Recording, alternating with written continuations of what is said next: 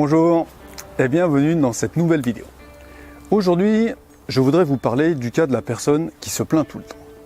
Alors, qu'est-ce que ça peut bien faire à cette personne justement?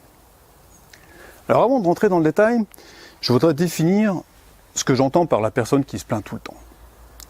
Eh bien, c'est une personne bien sûr qui va noter facilement les choses qui ne vont pas ou les choses qu'il y aurait à améliorer. Donc jusque-là, tout va bien.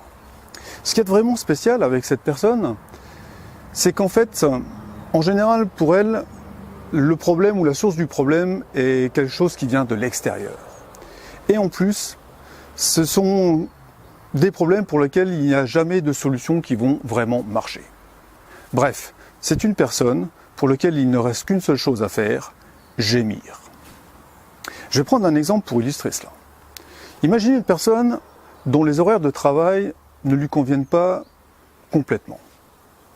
Eh bien, cette personne va vous expliquer que oui, mais pour elle, c'est encore plus compliqué que pour les autres, parce qu'elle a sa belle-mère, elle a des enfants en bas âge, voire peut-être, je sais pas, elle habite dans une impasse ou elle a un chien. Voilà. Donc pour cette personne-là, la situation est bien plus critique pour les autres.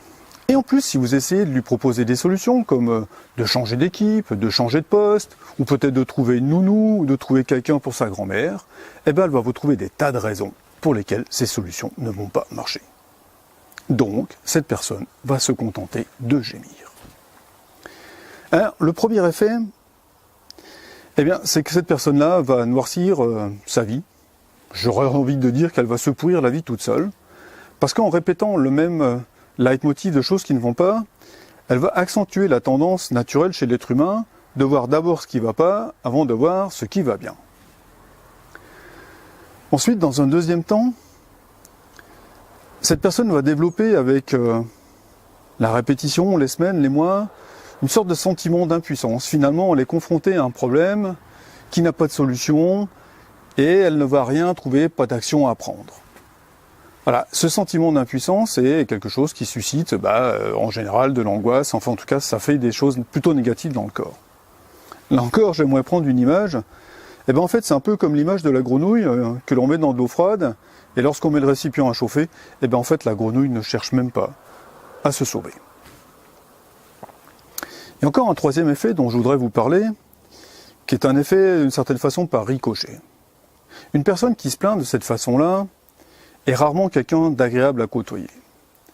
Donc en fait, il est probable que petit à petit, finalement, cette personne-là se sente un peu isolée, puisqu'en fait, on va non pas forcément l'éviter, mais en tout cas, on ne va pas rester très longtemps avec elle. Et cette notion d'isolement va encore renforcer, je dirais, le mal-vivre de la situation. Et quand on regarde tout ça, ce qui se passe, c'est qu'habituellement, ça va se terminer par une crise de façon importante. Alors cette crise, ça peut être un licenciement. Voilà, donc forcément, ça va s'arrêter. Ce qui se passe vraiment souvent, c'est qu'en fait, ce qui va terminer ce genre de comportement-là, c'est une maladie grave. Voilà, donc tout ça pour dire que si vous côtoyez quelqu'un qui est dans ce genre de comportement ou de façon d'être, ne laissez pas faire, parce que c'est nuisible pour la personne, c'est nuisible pour l'entourage, et au final, de toute façon, c'est négatif pour l'entreprise. Voilà, donc vous voyez comment le fait de se plaindre tout le temps ne fait pas avancer les choses et n'a que des aspects négatifs. Je vous dis à très bientôt pour une nouvelle vidéo, un nouveau sujet, un nouvel effet. En attendant, ciao ciao!